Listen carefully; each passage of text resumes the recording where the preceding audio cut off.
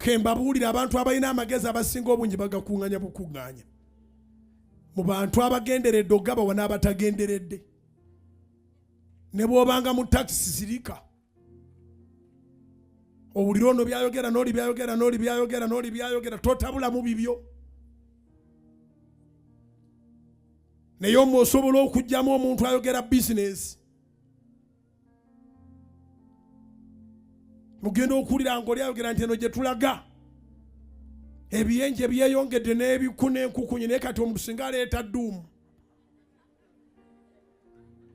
Business ezimu ziva mu taxi endala ziva mu butale. Tambulanga nga weeteeseteese okunganya business ideas mu bantu abasamwasamwa.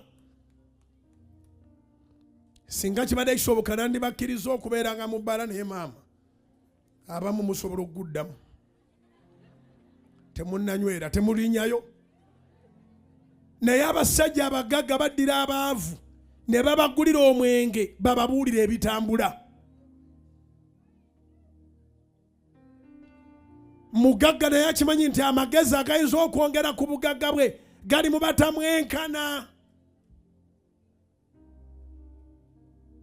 Gali mu baavu. Abaavu be bamanyi poloti esobola okgenda mu supermarket, be bamanyi poloti esobola okgenda mu petrol station, be bamanyi w'osobola okuteeka emizigo wali kumpi nnyo n'ekkubo, be bamanyi buli kintu kyonna.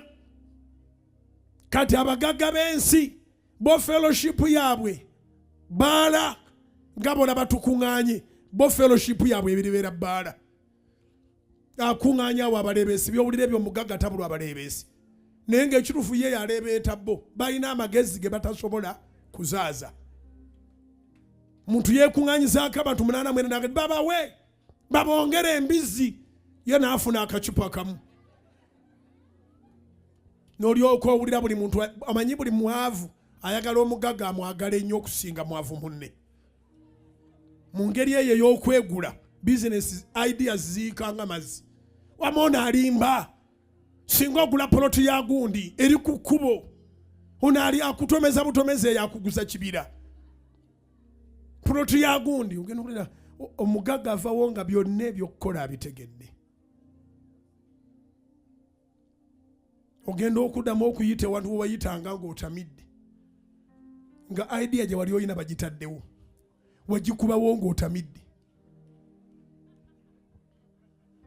Nkubuuliddeko obubuulizi nti saidi eri batamiiza abantu basesema ideas.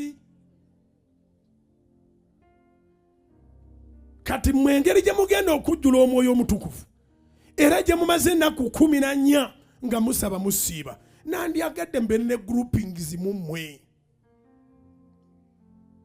mutula mwena okuva wali paka wali abantu 16 temulimu gwe osobola kujja mu business. Mwawula okufera n'okutwala amagezi. Ffe titugenda genda mu bbaala. Tetulina nnyo gye tuvaano nti bwe tuvaano tudda wali. Nandyagadde nnyo okulabanga nga bwe tumaliriza waliwo abantu abamiridde nga 6 naye ng'emitwe gyonna olaba gisaza. Okunganya amagezi. Oyo gwe mutera okuzina naye kirira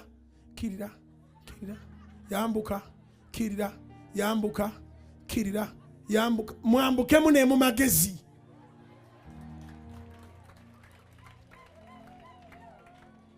Ngambira ne bantu ogenda kulekerawo okutuula nange bw'otana magezi gompa. Yanguya. Mugamba ogenda kulekerawo okuzina nange ogenda kulekerawo okutuula nange. Basaba ne bannyabo wano wetukuŋŋaanira waliwo abamanyi ebyokutunda, waliwo abamanyi ebyokugula, waliwo abamanyi ebiri ku auction, waliwo abamanyi emirimu gy'egiri, waliwo abamanyi ebintu bingi. Eno ku kituuti sijja bayita bawa katale kano si katale. Sijja kuyita otugambe nti banaye ntunda poloti oba ntunda ennyumba. Ate sijja kuyita agula. Naye Katonda bw'atukuŋŋaanya tufuna kiri eky'omwoyo ne tufuna n'eky'omubiri. Zikubire Mukama oba amagezi gaze.